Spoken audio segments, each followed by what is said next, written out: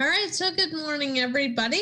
Nice to see everybody a little earlier, but wonderful that everybody is here pretty much. So June 15th today. So we'll start off with any amendments to the agenda. Is there anything that anyone wants to add or change? Nope. Seeing none. So we'll move on to the disclosure of conflict of interest. So does anyone have anything to disclose? Nadine, Councillor Allen.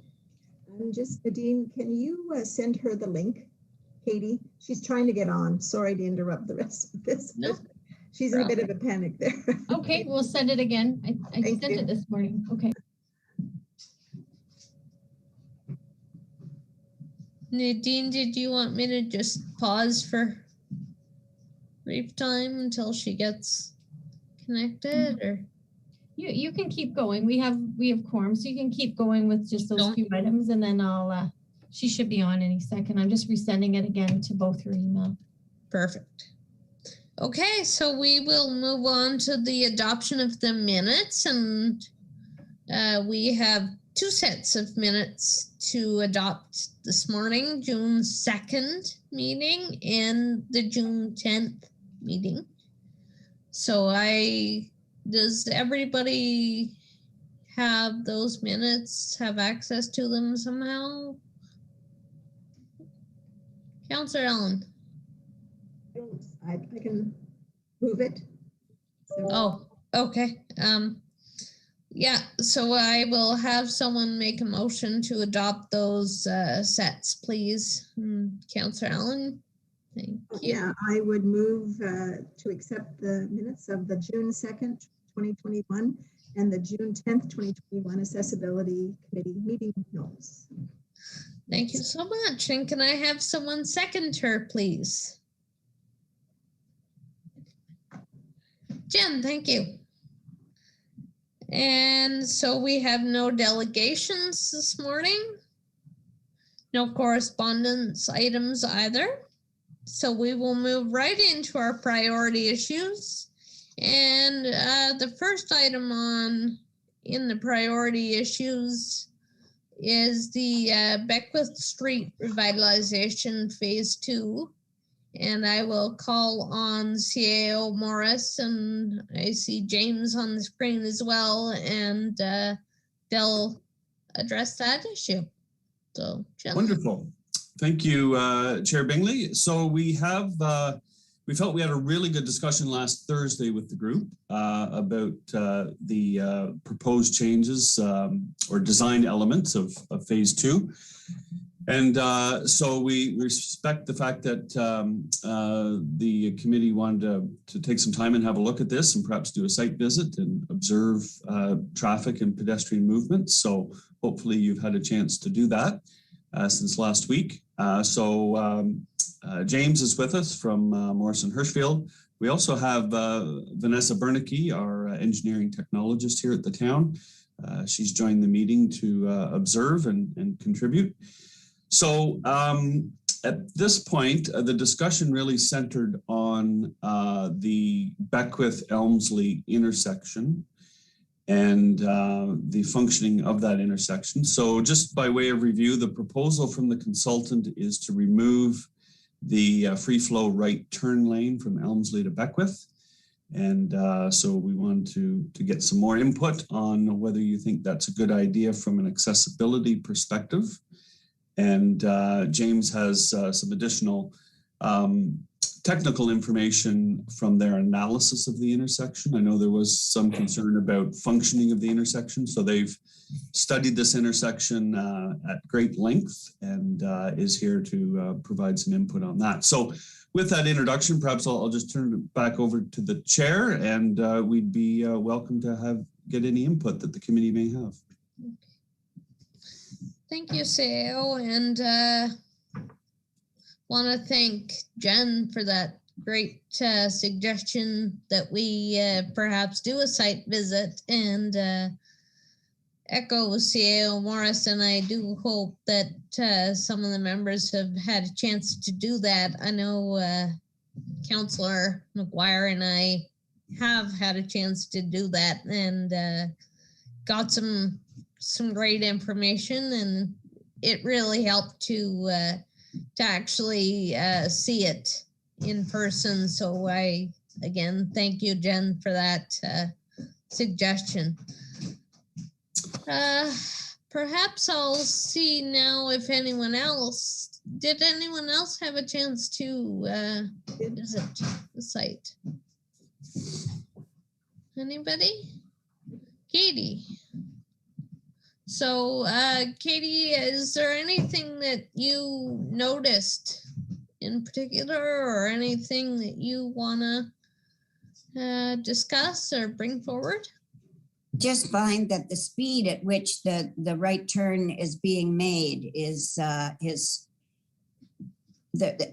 it's way too fast, and for safety's, I'm on side to take that right turn lane away because of the speed of the cars coming around.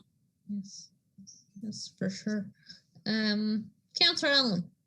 Yeah, I went over just before the storm yesterday. I got caught in the storm, but I agree with Katie. I also think, though, that the stretch from one side to the other, and I'm thinking about like the last time we were dealing with accessibility crosswalks was the one that Troy Dunlop walked us through over on, I can't remember the name of that road, by going to Independent. Dan, what's that street? Ferrara? Yeah. Ferrara? No, the one up to it. Abbott? Yeah.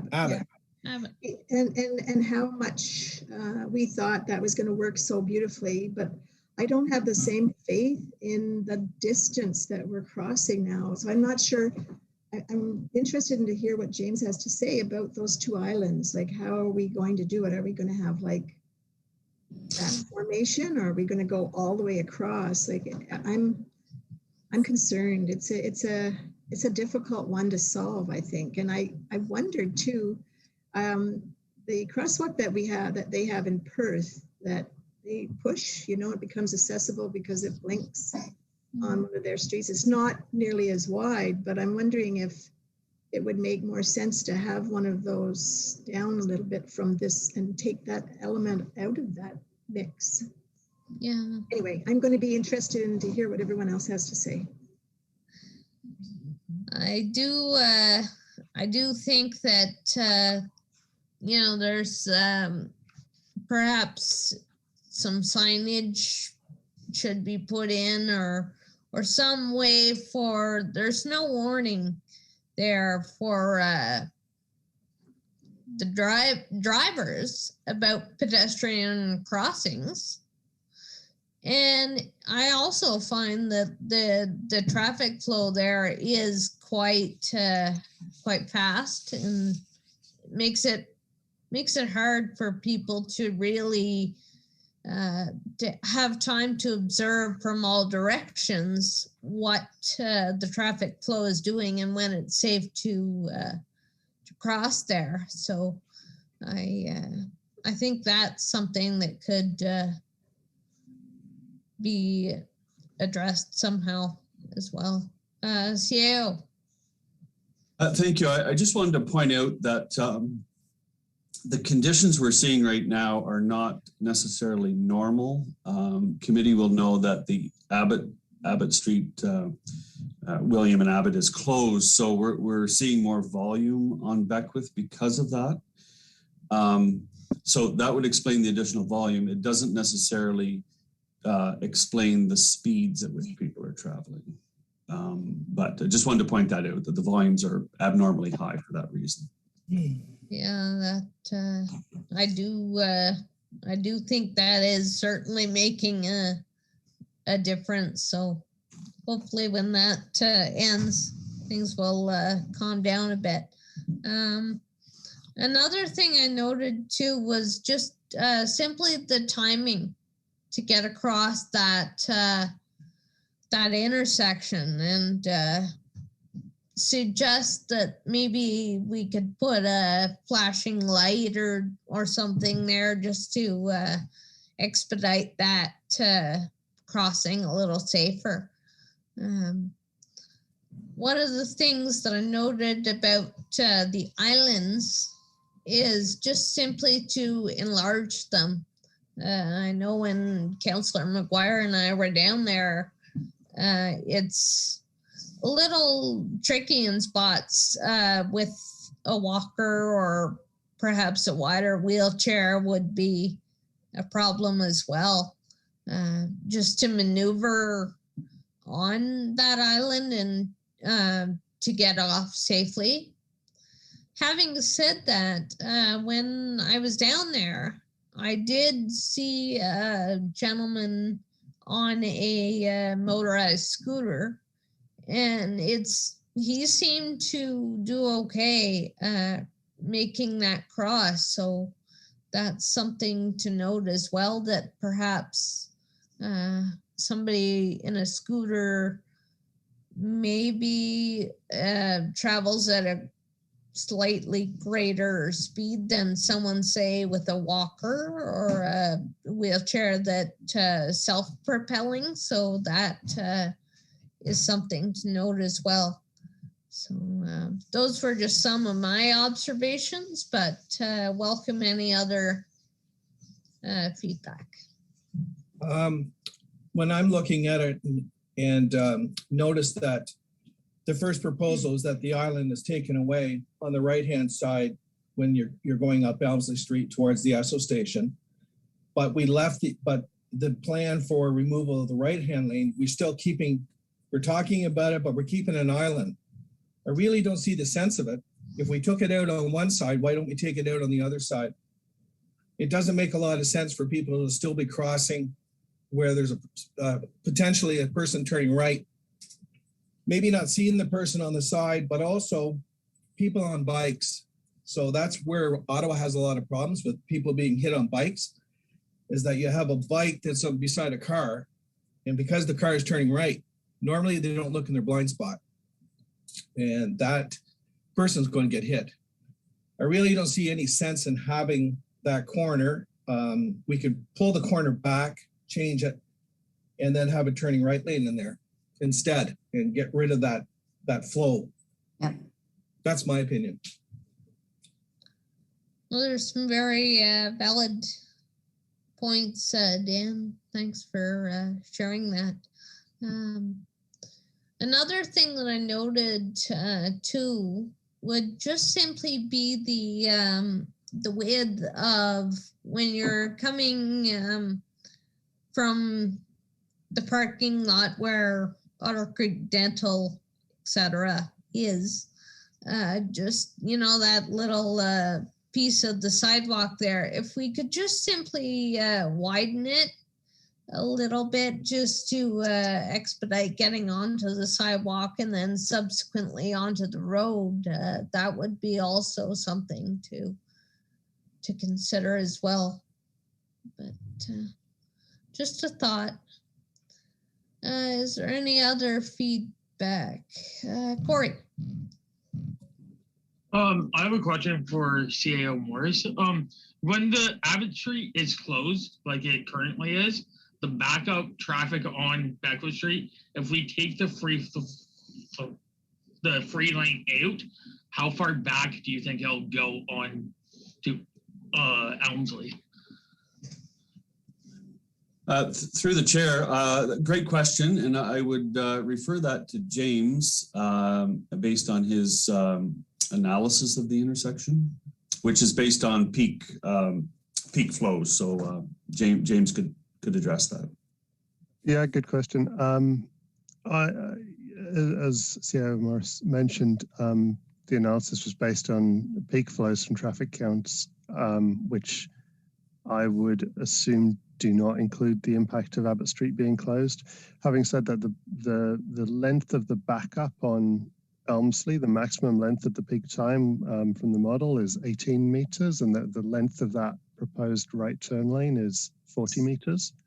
So there is there's space there for double the length of backup without affecting through traffic on Elmsley. So I'm not overly concerned. And also, again, the analysis has shown that taking away that free flow right turn lane doesn't actually increase the length of backup during most of the conditions because we're still keeping that dedicated right turn lane. So all the traffic that's turning right is still separated from the through traffic. Thank you. And I went Friday at about 4:30, and it was backed up to about the hospital. Complete stop. There was it wasn't moving for a good 5 minutes, but I would say that they blocked the crosswalk. Like vehicles kept inching up, so I couldn't cross. Good point. Comes back to that issue of perhaps putting signage there to expedite that differentiation of pedestrians versus traffic flow. I would certainly agree that if we were to retain the free flow right, there are things that could be done to make it more pedestrian friendly and cyclist friendly. As you mentioned, possibly narrowing it if we're able to accommodate that with the large truck movement that has to get through there. We have to make sure it's still wide enough to accommodate the large truck, but yeah, potentially widening the sidewalk, narrowing the free flow lane, adding signage. Again, if we can find space in the intersection, enlarging the island, that there are things that can be done to improve it if we did go down the route of keeping the free flow right turn lane. It was mentioned earlier about the length of how long the crosswalk would be if we get rid of the free flow right turn lane.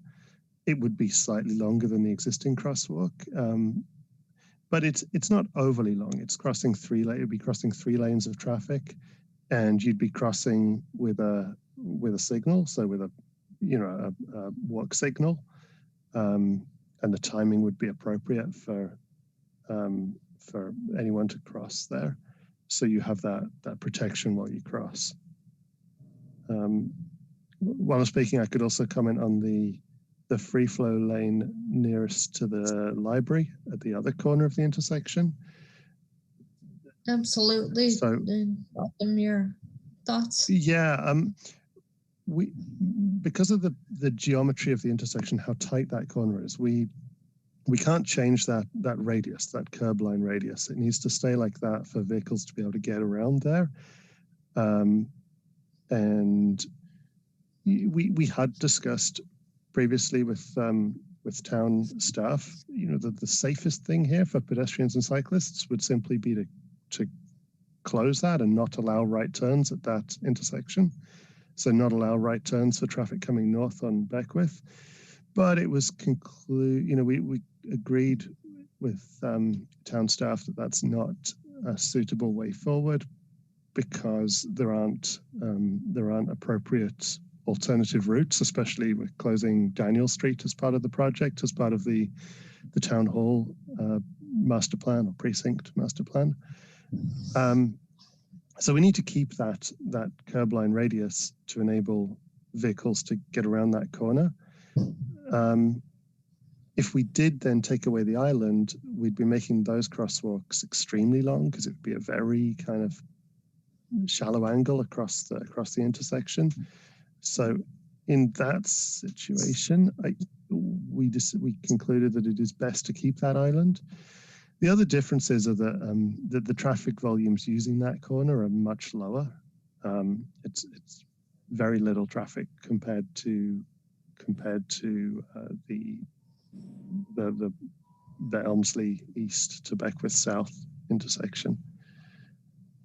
And that is why we're proposing some lane markings and green surface treatment to help provide visibility for cyclists who are who are heading north on Beckwith and crossing that free flow lane. Okay. So it's a slightly different scenario, but it to be honest, it highlights that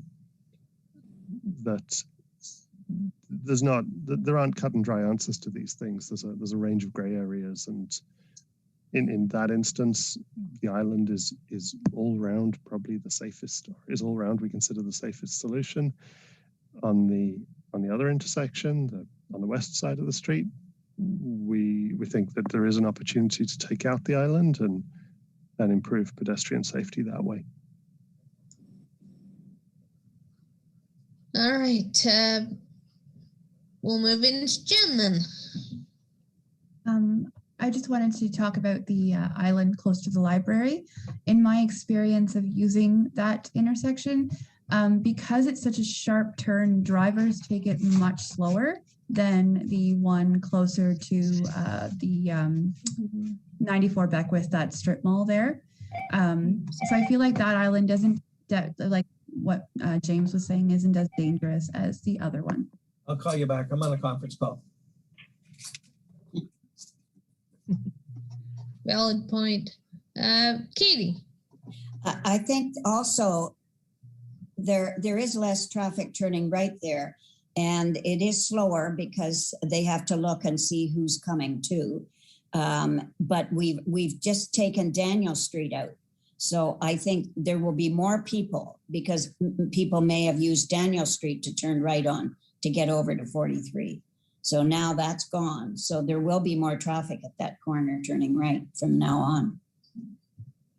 And we are proposing, as well as adding the green road treatment for to highlight the bike lane, we're proposing to add some signage for the crosswalk to make it clear that drivers need to yield to pedestrians there as well. Okay, is there any Corey? How long would that crossing from Elmsley to Beckwith, I think, the free flow lane, if we take it out, how long would that crosswalk take for somebody with accessibility to cross? I don't know who, the CAO Morris or James one? James would probably be the best one to answer that. James, you?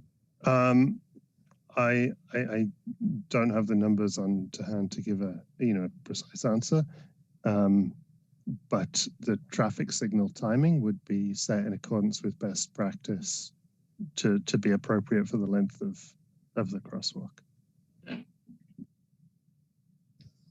Is there anything else that anybody noted?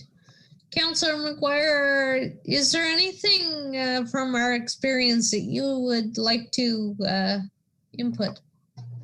Yeah, I think a lot of it's come up, but one thing we were talking about in my notes is the color of the curb. So right now the whole curb on the islands are painted yellow, but if we could have a different color for the part where you walk onto where the ramp is, it's hard to distinguish when you're coming from one side to the other. So for that island, we do have to keep, it'd be great if we could differentiate the colors of where you walk versus just the curb to keep cars off it. Another question I'm still wondering about is that right on red, do we know for sure that that's going to be okay to safely do if we get rid of the right-hand turn lane?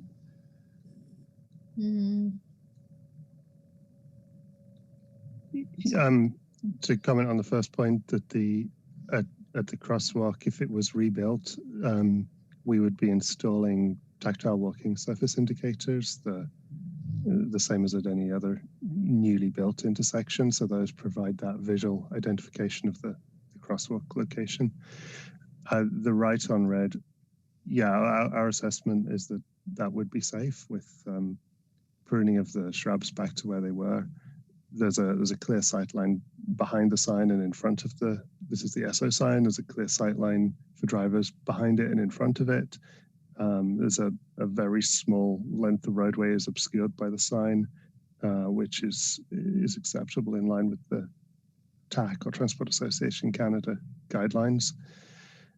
We would make a recommendation that the town work with the Esso garage to change their sign for the more common overhead type but it wouldn't be an essential component of the project going forward.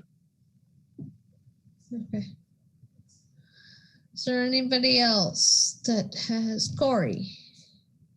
Have you guys considered moving the straight lane back like a foot? I think I asked that last week, but I forget the answer to it. This is to do with the sight line, or? Yeah, so Okay. if you move the straight through lane back about a foot and then had the right Oh, okay, I turn lane remember, yeah. up. Yeah, I forget what the answer was, that's all.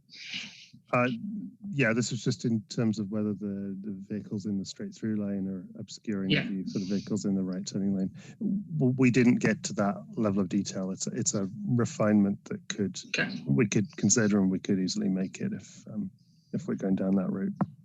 Okay, thank you. I'm going to have to excuse myself. I got another call on Teams, so I have to excuse myself right now. Sorry about that. No problem, Dan. Make sure he gets all the decisions from today or recommendations if we make one, that he's informed about that. So I think if there's no other feedback, then would the committee feel comfortable forming a motion for CAO Morris and James to take forward? Would everybody be in favor of that, or anything that we're leaving out? Okay, so I've drafted up one, Nadine, and you can take it and sort of put it in the correct formatting, and the committee also welcome your input. I'll read it to you now, and then we can discuss it further. So what I've thought is to recommend that accessibility and pedestrian safety be a priority for the redevelopment of the walkways related to Beckwith Street Phase 2 redevelopment. And that's what I have so far. I think that's great. All right. Is there any other comments or questions? Anything? Councillor Allen. I just wonder, I know a couple people mentioned that they were in favor of having the light. Is there a general sense on the committee that would be a better thing to have a stop there to turn right? Or we just don't have enough opinion on that one? Does anybody have any comment on that, or anything? Jen? Should we take a straw vote or something to see yes or no who's leaning which way and the other way? We could do that, Nadine, if that's Nadine, yeah. Sure. So Chair Bingley, that was really well wrote. Excellent job on writing your first motion. That's great. Now, Jennifer's correct. Perhaps we could take a straw vote and include that in the motion if the committee is supportive of removing that free flow lane as proposed. Just so there's a clear directive to council that the accessibility committee is either supporting it or not. So if we could include that in the resolution, that'd be great, but you did a great job. Awesome, thank you.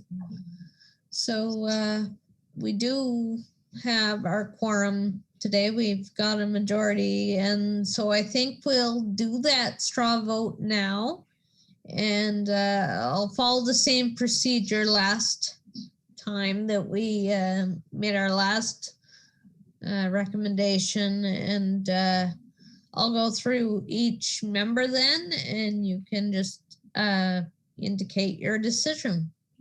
So I'll start with Corey. not in favor of the recommendation. Okay.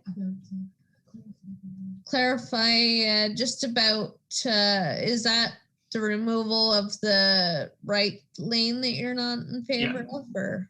Correct. Okay. All right. Do you, are you okay with the motion in general?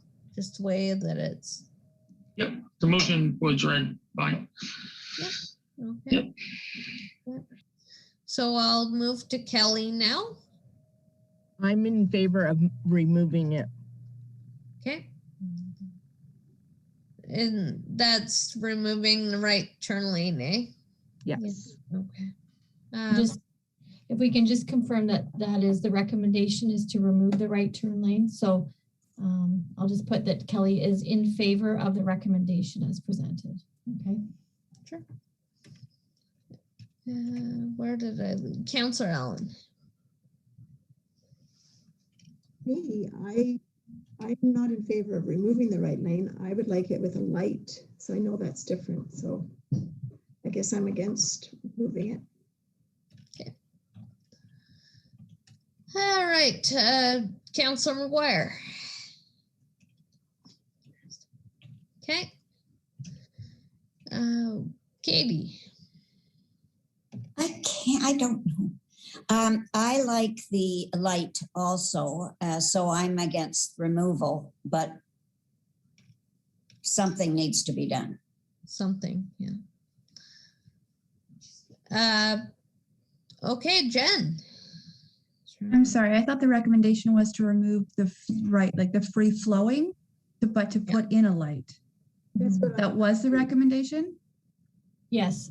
Yes. Right? So you're right, Jennifer. So the recommendation is to remove that current free flow that's there and install the right turn lane with a light. So I'm in agreement. Yeah. I agree with that. Sorry. Okay. So if we can I'm just going to confirm for the minutes, Corey is not in favor. Kelly is in favor of the recommendation. Yes. Councillor Allen, you are in favor, Yes. correct? Councillor McGuire has shared his support. And Katie, can you confirm your support? Yes, I do. Agree. In favor. Okay. And I support it as well. Okay. Chair Bingley. So we just need your input, Lucy. Yeah, I'm in favor of that as well. Okay, so if you can read your motion again, Lucy, we're going to have your motion and then we'll put and further that, and we'll add the recommendation that the Accessibility Committee is supportive of the recommendation as presented. Oh, okay. Okay. So I'll reiterate that then again. So the motion is to recommend that accessibility and pedestrian safety be a priority for the redevelopment of the walkways related to Beckwith Street Phase 2 redevelopment. Okay, and then I'll add and further that the Accessibility Committee supports the recommendation as presented. And then this motion will be sent to Malcolm. As noted, that no decision's been made by council at this point in time, but this you as a committee have provided a recommendation to council with respect to accessibility at that intersection. Okay. Great. Malcolm, does that give you your directive there, or do you need anything further? Yes, I think that provides a degree of clarity that will assist council in making a decision. As a friendly amendment, I would suggest perhaps instead of walkway, we use the word crosswalk. James, would that be helpful? Yeah, sorry, Nadine, what can you just remind me the context of where walkway was used? As a priority for the development of walkways related to Beckwith Street. Yeah, let's use crosswalks because walkway could be construed as the sidewalk or the road. And obviously it applies to the sidewalk too, but I think in this specific context, we're talking about the crosswalk. Sure. And I think that motion sort of does leave that issues on the table, so to speak, so that if other accessibility concerns come up down the road, the accessibility committee perhaps could have their input there as well. Just keep that door open, I think, is quite important to do. So I think, is everybody okay to move on in the agenda then? Is that all that you need from us, CAO and James? Yes, I believe that works. So from a procedural point of view, Nadine, do you have the recorded, not the recorded, but the vote that you need to pass the resolution? Yes, we have support, full support, except for one. So we'll draft the resolution and I'll send it in the proper correspondence to yourself for inclusion in the next report. Okay, just and in the spirit of being comprehensive, does changing walkway to crosswalk change anyone's position on the matter? No. Okay, great, thank you. Lorraine has a question. Councilor Allen. I'm sorry. I'm looking at what we're saying, the recommendation. I don't see the wording about this, the way we're putting it. So I just want to be clear that what we just voted on was keeping the right-hand lane, but not have it free-flowing. Instead, have it based on the traffic light so that pedestrians are walking when it's a stoplight. Am I correct? Do we want to do we have the presentation available to put on the screen just to? Yeah, Dave can do that. People can visually see what the proposal was.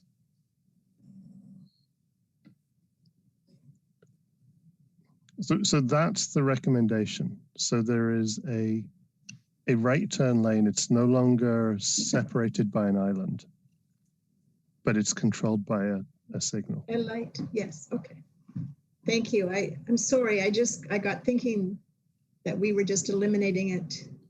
I wasn't sure what the wording was for the recommendation. Thank you, James. No, I agree, and I'm glad you raised it because I wanted to make sure that everyone understands. Bingley, if it's okay, I'll just confirm that in the motion, I will add the recommendation that the accessibility committee support the recommendation option 2, remove free flow right turn lane, and we'll include that so it's very clear. Absolutely. Yeah. That's to remove, remove the turn lane, but have a stoplight there. Yeah, it would be a signalized intersection like any other. Yeah. Sounds great.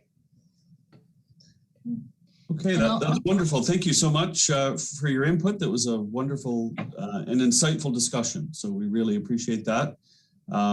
In terms of the path forward, James will be making a similar presentation at our Transportation Advisory Committee, I believe later today. And so we'll get their input and we'll package this up and then bring it back to Committee of the Whole. We don't have a date yet, but hopefully by the end of June.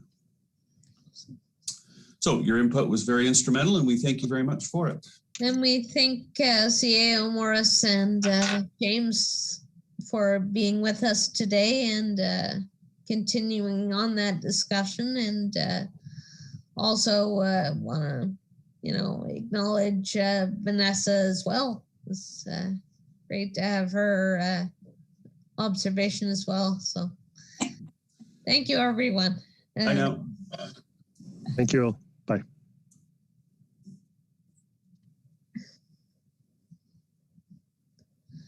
Okay, so that was a very productive discussion, I think. And now I think we can move on to our next item in the agenda, which is the work plan that was in development by Katie and Councillor Allen. And to expedite this, I would ask Dave if you could please share that on the screen so that we can go through it on a page by page basis. Thank you so much. Okay, so I think to start off, then we will just kind of go through page by page. Maybe I'll turn this one over. Your Councillor Allen's toes, so to speak. So, you know, I don't know if they want to lead it. I just want to tell you they did a great job on it.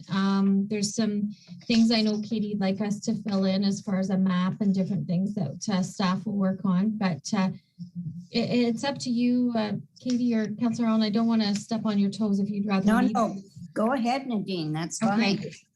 Okay. The only thing that we looked at two. I just want to give a shout out to those two communities, Perth and Brockville. And we felt that, you know, why reinvent the wheel, so to speak? They both had very good ones. So when Katie and I met, and I give full credit to all this hard work of typing, that was all Katie, but we met and talked about it bit by bit, and we used those two documents. So just, you know, it wasn't something we brought out from our head. We had those as a starting point, which really helped. And then we did try to put things in here. Katie put them when she was typing what we need to add, like the first page needs a really nice logo of the town of Smiths Falls and that sort of thing. The other thing that I'd like the committee to think about too, to improve it, I think, is to actually have pictures. You know, like we could have a picture of our Abbott Street crosswalk, you know, and things like that, that would show what we've done. Because there was in the city of Brockville, they had a lot of things that they've done already. And I thought it was nice to see when you look at this, the successes of some of the things that had already happened. Yep. So that was one that we need help with for sure. Pictures are wonderful. Lucy, can I interject for a second? I'm just losing my screen here. Just one sec, Tim. Just want to give you full attention here. So just give me 1 second. I just know in this, you can't see everybody, so I wasn't sure how to, you know, raise my hand there. No, That's no fine. problem. No problem. Floor is yours, Jen. As in regards to pictures, I just wanted to let the committee know that I volunteer to get any pictures if we don't already have stock photos. I can go out anytime, and if you give me a list of which ones you need specifically, I can go out and get those.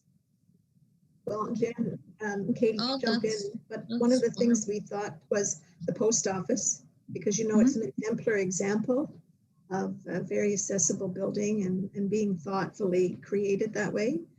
Yeah, that ramp around the side and the back there is really and pretty. And the intersection that we've just all had our input on would be another one. And if there's anything else that people can think of to add, that would be great. Well, the Rito Hotel ramp. Hotel Rito, yeah.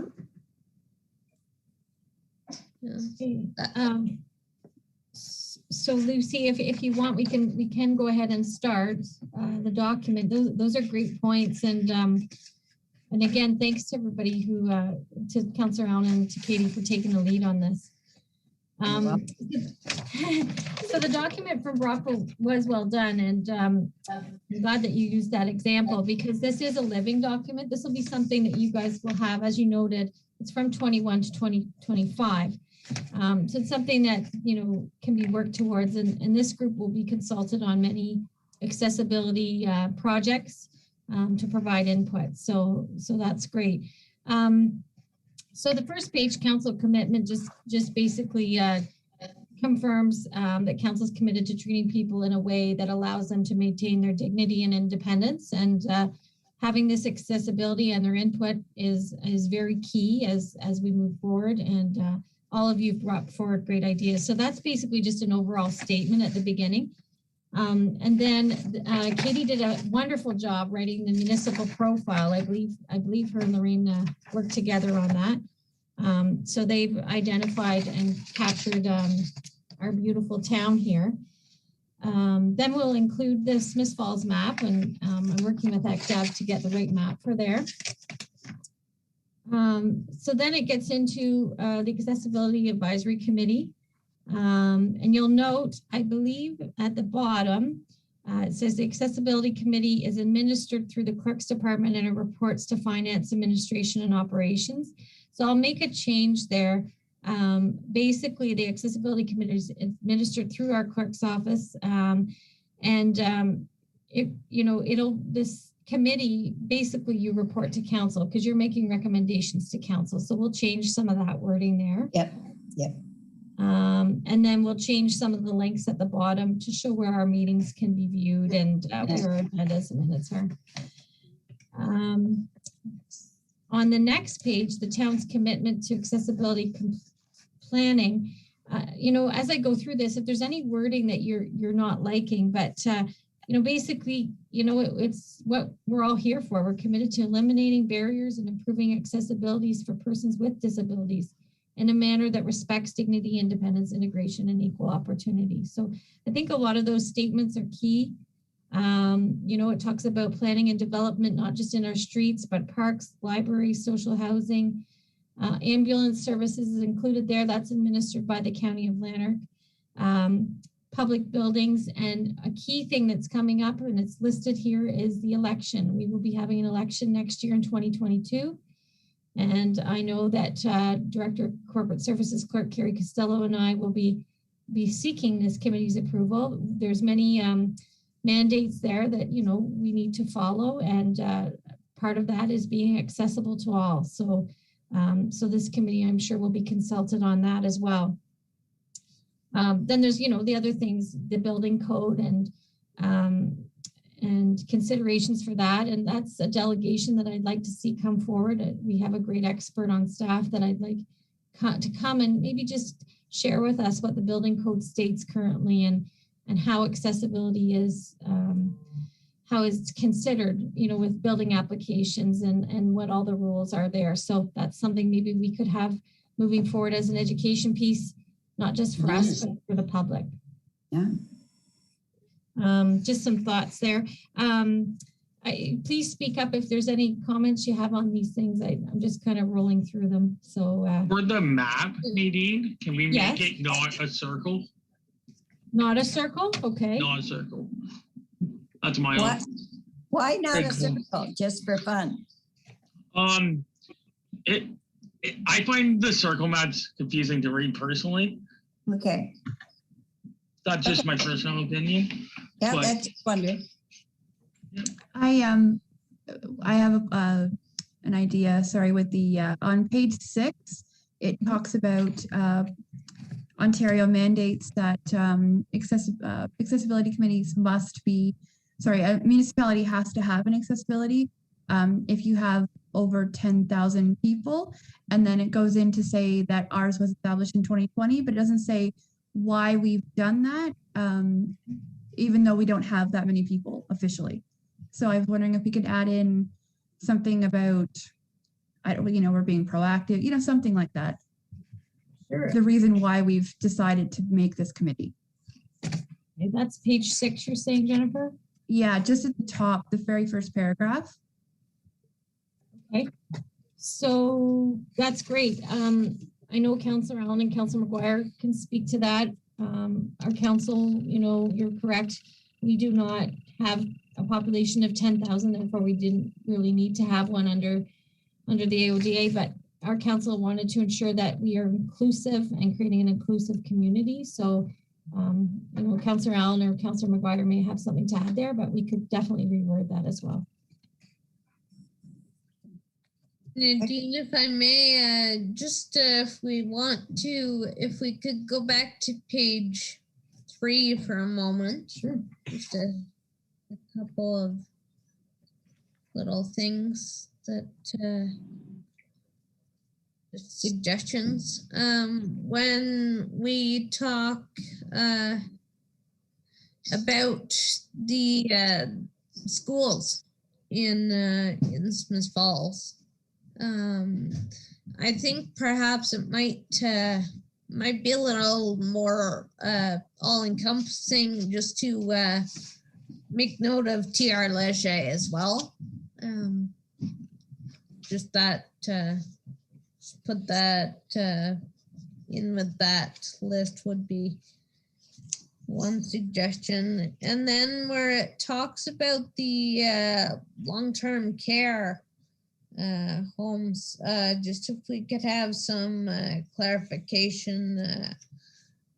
I know Broadview is entitled a nursing home.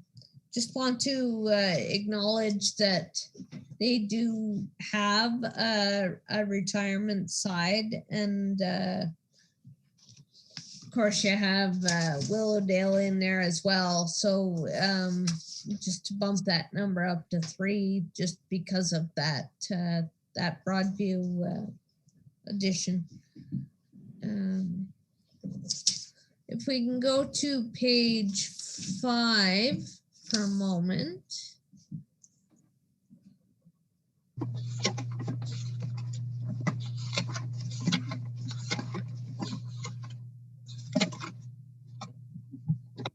Is that the correct page, Lucy, that you're wanting? Accessibility? Yeah, it is. Okay. And where it talks about the role of the Smith Falls Municipal Advisory Committee, Accessibility Advisory Committee, I'm just not sure, and maybe the councillors or Nadine could clarify, but I'm not sure that an advisory committee would be able to remove or prevent barriers. I think we're more just to identify them and sort of make recommendations how they could be removed, but I don't know that work would specifically all happen here. So I'm not, I think we might want to take that out. Does anyone have any feedback on that? Nadine. So we could reword that a little bit. The Accessibility Committee has a mandate, and so perhaps it is, to provide recommendations to council to assist in identifying, removing, and preventing barriers. We could change the wording somehow to allow that. But that's perfect. Yeah. Or it could just say that we identify it. This committee identifies it and hopes or guides council to be able to remove and prevent the barriers. Yeah. I mean, I think we're supposed to advise on what we see as those things, right? Yeah. But you're right, Lucy. I think it should be saying that and give advice to council to do it, because that would be their role. Yeah. So we could rejig that wording to, if you wanted it to say, identify barriers to people with disabilities and provide recommendations to council respecting removal and prevention, or we could change that wording somehow. Yeah. And I could put it in the second draft, and you could see if you like something like that. Okay. If that's okay. Is there, I think that wraps up that page. Page 6, if we could move on to there. Just had something about the, where it talks about the barrier identification methodology. Don't think we're on the right. I think we want to go. The next page, barriers. Yeah, it starts with barriers. So yes. There we are. There we go. And just to have a look at that last paragraph on the page, and see what. Physical and architecture. Does anybody have any comment on that last paragraph or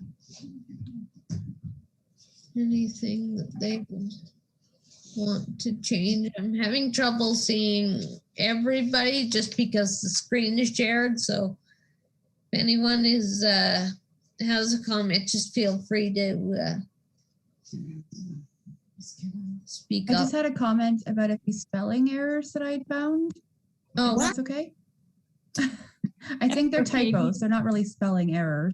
Sorry. I wrote them down. So on page 4, where you're talking about the town and like the history of the town, is the correct term supposed to be chair make or is it chair maker? You know, 2 wheelwrights, 1 cabinet maker, 1 chair make, 3 carpenters. Oh, must be maker. That's on the Brockville, right? I'll just double check. Municipal profile, page 4. And then 3rd paragraph, nearly at the end.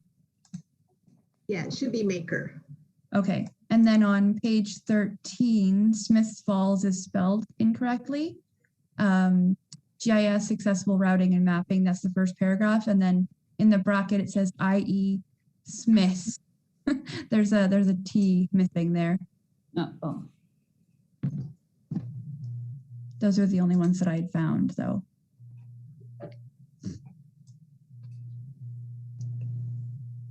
thanks for that, Jen. Yes.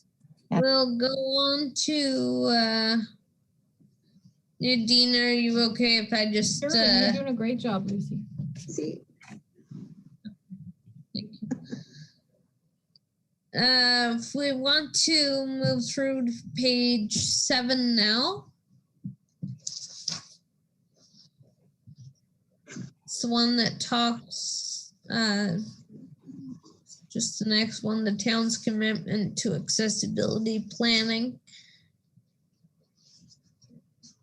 And then objectives are sort of halfway through there. On the 4th point under the objectives, I'm just not sure that identify is strong enough, if you like. I wonder if that could say recommend as opposed to identify. Would anybody have feedback on that? I agree with you there, Lucy. Should it also say recommend the measures that the town can take in the coming years? Because like what Lorraine said, we're not actually mandating that they do that. We're only recommending that they Exactly. could do that. Ben I also needs to be there for sure. Yeah. The other option too is just to replace it with the last paragraph on page 6, which is the previous page that I was just talking about there. That's another option too. I didn't have any changes to make on page 8, but does anybody have anything on page 8 that would, it talks about legislative background and the ODA and the AODA. Is there anything there that anyone would like changed? Seeing none. Oh, Councillor Allen, I think, has a comment. Okay, Councillor Allen. yeah, I just wanted to mention too to whoever's like, if we're going to be changing it, there are places that we've said BMAAC where we should be saying SFAAC. Because it's the Brockville. I think is that right, Katie? Am I right? Yes, you're quite right. Yeah, it should be. Yeah, so if we can, anytime there's BMAAC in this document, it should be SFAAC. I tried to catch them all, but I Yeah, no, that's good. No, that's many eyes. Make it easier. Okay. And I see we welcome Dan back, and just to update you, Dan, a little bit, we're just going through the work plan developed by Katie and Councillor Allen right now, and we are just about to take a look at page Sure. 10. Sounds good. So I really had a long hard look at page 10, and it was certainly highlights a lot of great achievements that we have done. And I just have a few things to add there, and one of them being that I'm thinking the title might want to make that a little stronger and say achievements and assets, just to really feature what has happened. And we are a developing committee, and there's a lot of work ongoing. Does anybody have any objection? I can't see everybody because of my screen sharing, but We'll speak up. is there anybody I'm missing? No. Okay. So I think we should differentiate that we have completed phase 1. Phase 1 is, to my knowledge, completed. So I just think that should be the only one that, the only point made there, and then perhaps have another section under here that talks about ongoing projects, and that's where we can put in the phase 2, just to show that progress is being made. It's not a finished project yet, but it's wonderful work is being done. Maybe, Lucy, we could add to what we'd like to see, because I know this committee has brought forward the request or motion to put an accessible entrance in the pool at the park. Yeah. And perhaps we could be just listing things that, we're hoping to achieve, or I don't know what we'd word it, but, just so that people get the idea that if they have noticed things, they can bring it to our committee, and maybe we could help make it more accessible. Absolutely. Good idea, Lorraine. Just a few features that I really think should be highlighted in the Beckwith Street redesign. It's so wonderfully done. Is the curbing now? The curbs are flush, so that's making things a lot safer for people in wheelchairs or other mobility aids. The traffic lights having those countdown timers, it's also wonderful. The sidewalks are wider, which also I think helps to accommodate wider wheelchairs, as well as to have the flow of foot traffic just be a little bit smoother.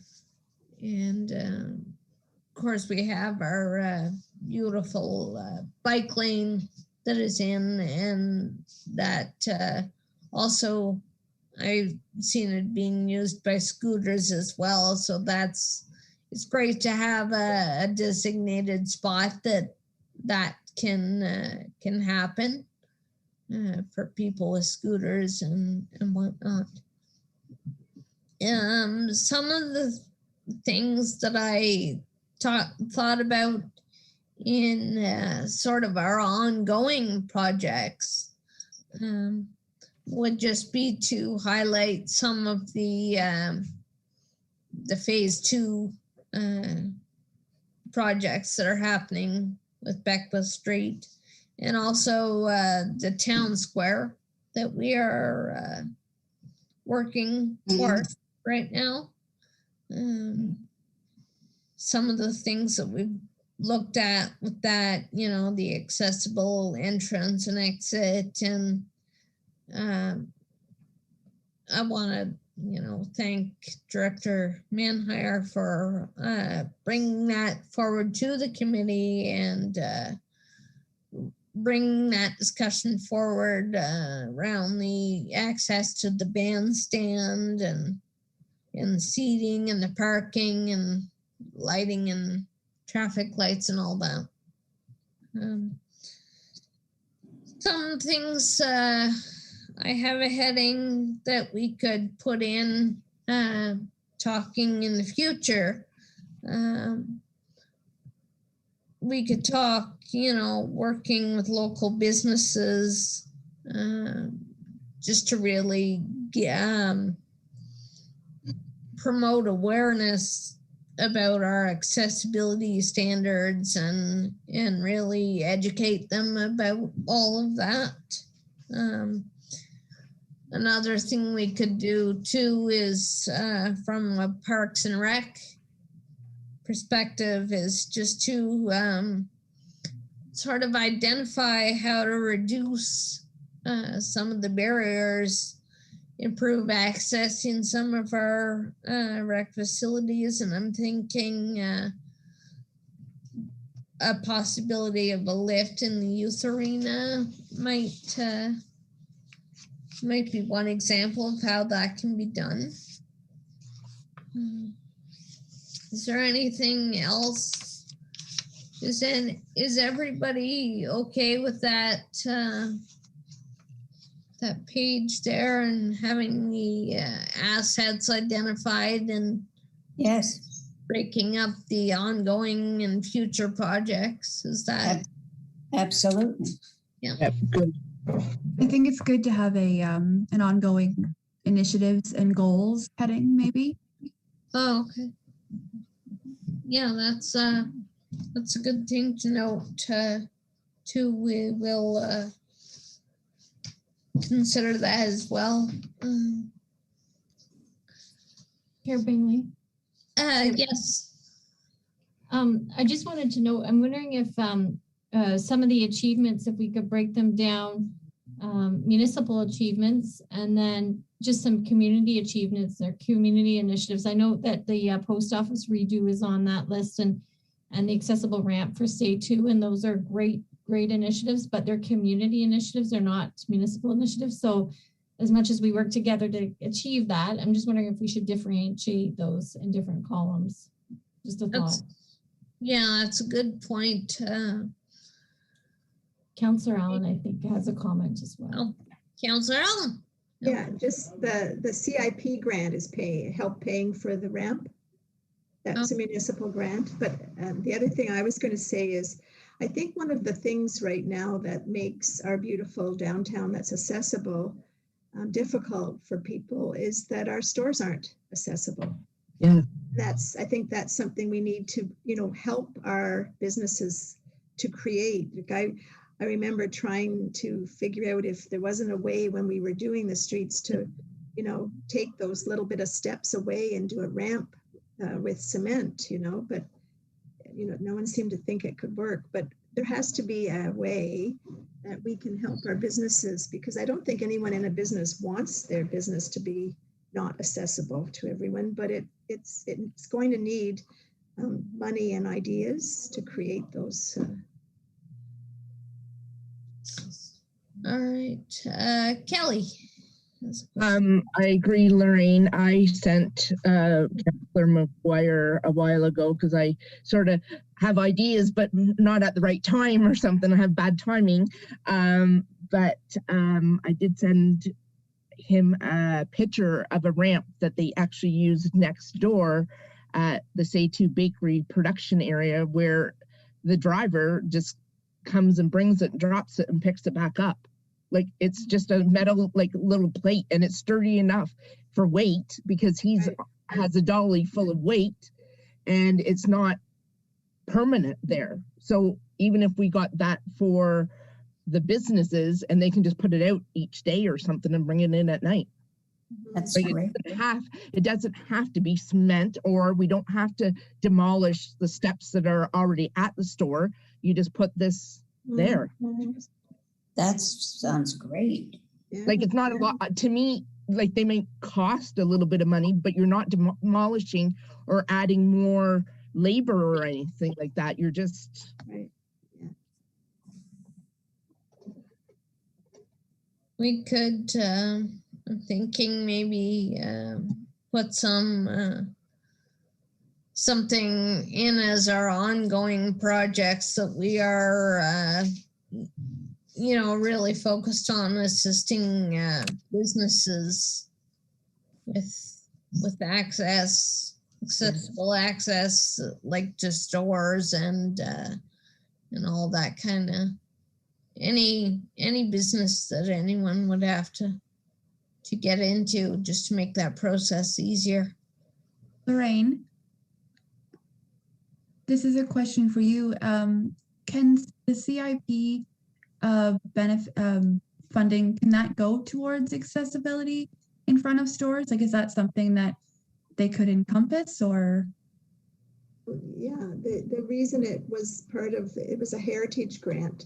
Like there's going to be other CIPs grants, but the one that worked for the Hotel Rideau was that it was a heritage building. Mm-hmm. So we have lots of other heritage buildings in town that could apply as well for different things. But I know that one of our FCMs too, just to Kelly's point, they had these foam. Now they weren't foam that you'd fall into. They were really hard foam, but they were additional ramps that you put them at the edge of the step, and it created then a ramp with the step. And they were easy to get. And at one of the storefronts, I think it was the vet store, had one and was using it. That's on Main Street, I think, on that day, just maybe to show what it was like.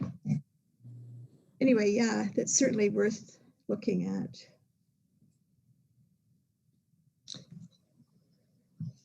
Okay, and let's see, Councillor McGuire back on my screen now. So not sure if your camera was off, Councillor, if you were just sort of hidden, but just to let you know that we are on page 11 now of the work plan.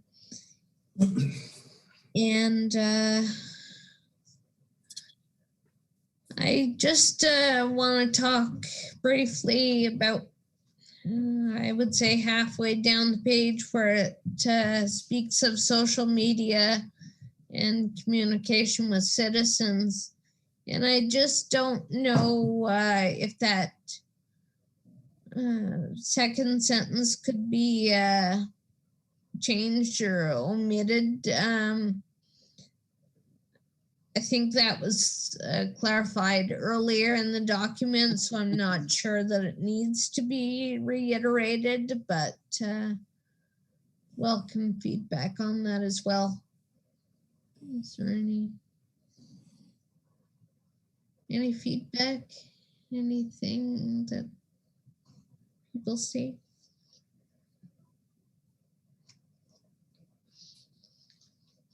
And just to seal things off for me anyway, is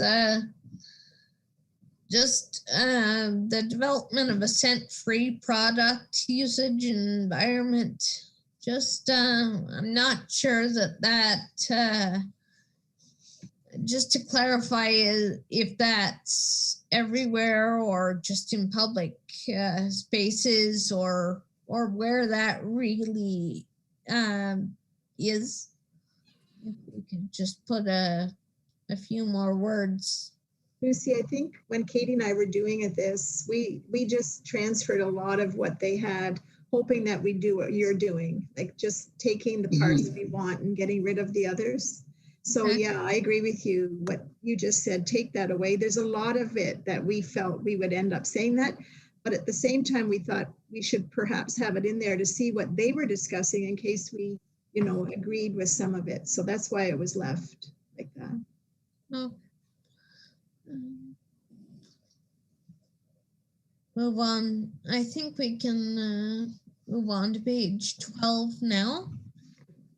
And just where it's in the first paragraph, where it talks about ensuring implementation with all facets of town use. And I'm just not sure that ensure is quite, might be a little outside of our scope, given that we're an advisory committee. So I'm not sure that that shouldn't say advise. Just really to drive that accessibility advisory committee point. Yeah, that whole thing could just be taken out, because as far as I know, we don't have a downtown core audit at this point. Might be something we would like to look at, but yeah, that could be looked at as well. Councillor Allen's correct. We don't have a downtown core audit. So that could be removed at this point in time if the committee is okay with that. Sure. And then just where it talks about the town projects, implementation of future projects, and I just not sure that we should, I think we should extend that sentence to just adding in a timely way. So it would read for future projects in a timely way, just to really say that we are on top of those issues, so to speak, and they're getting addressed. Okay. Quickly. The development and implementation of the park accessibility plan talks about areas with accessible tables, etc. And I'm just suggest we add parking in there. I think that's been something that has been widely talked about, and I think that should be acknowledged. And